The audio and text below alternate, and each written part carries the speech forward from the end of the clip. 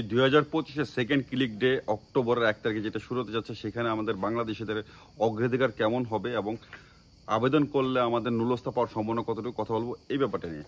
আসসালামু আলাইকুম রহমতুল্লাহ বারকাতু। তো প্রকৃত অর্থে 2025 কিন্তু একটা হতাশার বছরই গেল আমাদের। ফেব্রুয়ারিতে আপনার 3টা ক্লিক ডে গেল। আপনারা যেই পরিমাণ আশা করছিলাম যে নুলস্থা বের হবে, সেই পরিমাণ আমাদের নুলস্থা কিন্তু অ্যাকচুয়ালি বের হয় নাই। যা কিছু বের হয়েছে তারপর আবার কিছু আবার আপনার কমিউনিকেশনের জটে পড়ে আছে। তো আমাদের এই 2025-এর প্রথম ক্লিক ডেটা ফেব্রুয়ারির পুরোই হতাশায় গেছে এবং হতাশায় কাটতেছে এবং অনেকে এটার আশাও চাইরা দিছে।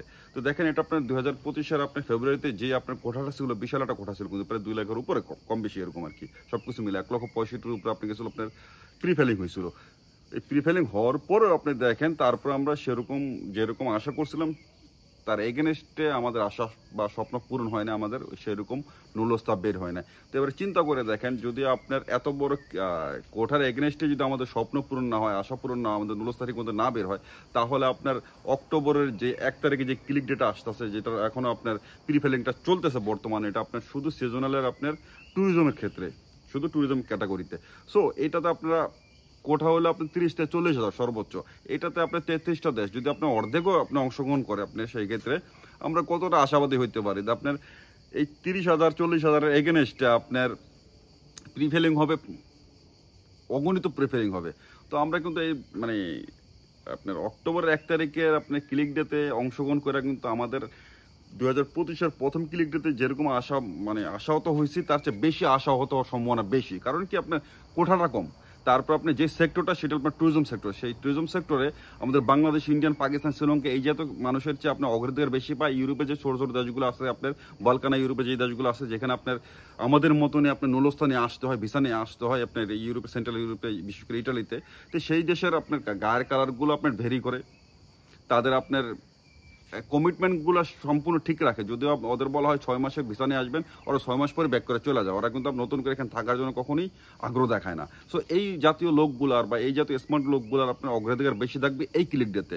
তো এই কারণে আমাদের বাংলাদেশিদের এই বছরের যে অক্টোবরের 1 তারিখে যে ক্লিক ডেটা, এইটাতে আমরা খুব বেশি ভালো করতে পারবো না। তো আমার সাজেস্ট অনুযায়ী যদি আপনারা কেউ শোনেন যে অক্টোবরের এই ক্লিক ডেটতে আপনার অংশগ্রহণ না করাটাই বেটার। কারণ আপনাকে প্রলোভন দেখাবে, নুলস্থা বের করে দেবো, কিন্তু এটা কিন্তু আদৌ কখনো সম্ভব হয় না। কেউ কিন্তু এভাবে নুলস্থা বের করতে পারে না। একটা সময় ছিল তারা একটা 900 করতে পারে, কিন্তু এখন কিন্তু 900 সময়টা অনেকটা পার হয়ে গেছে, সেই সময়টা কিন্তু এখন নাই। এখন সব কিছু মানুষ কিন্তু বোঝে।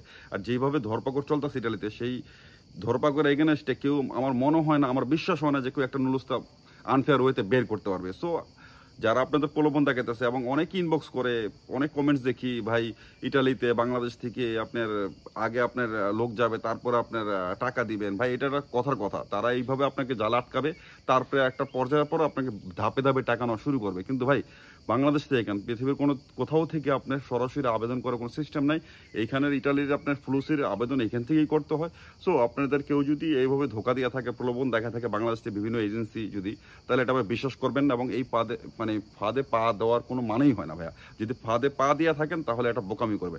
আর এছাড়া যদি কারো একেবারে একান্তে আপনার আগ্রহ থাকে আপনার ক্লিক ডেতে অংশগ্রহণ করার বা আবেদন করে ইটালিতে এই ট্যুরিজম সেক্টরে অক্টোবর 1 তারিখে, তাহলে খুব কম টাকার বিনিময়ে কোনো প্রকার কোনো লেনদেন না করে, খুব বেশি সময় ওয়েট না করে আপনি আবেদন করতে পারেন। যে আবেদন করার পরে আপনার 2-3 মাস 4 মাস ওয়েট করবেন, তারপরে আপনার ওয়েট করার কোনো মানে হয় না। কারণ এটা আপনার সেক্টরটা এমন একটা সেক্টর, তাদের খুব দ্রুত লোক আনার প্রক্রিয়া থাকবে এই সেক্টরগুলোতে, এবং আমাদের বাংলাদেশের অগ্রাধিকার খুবই কম থাকবে। আমরা হয়তো বা 2-4টা পাইতে পারি, এরকম একটা কথার কথা বলতেছি, এর চেয়ে বেশি পাবো না আমরা।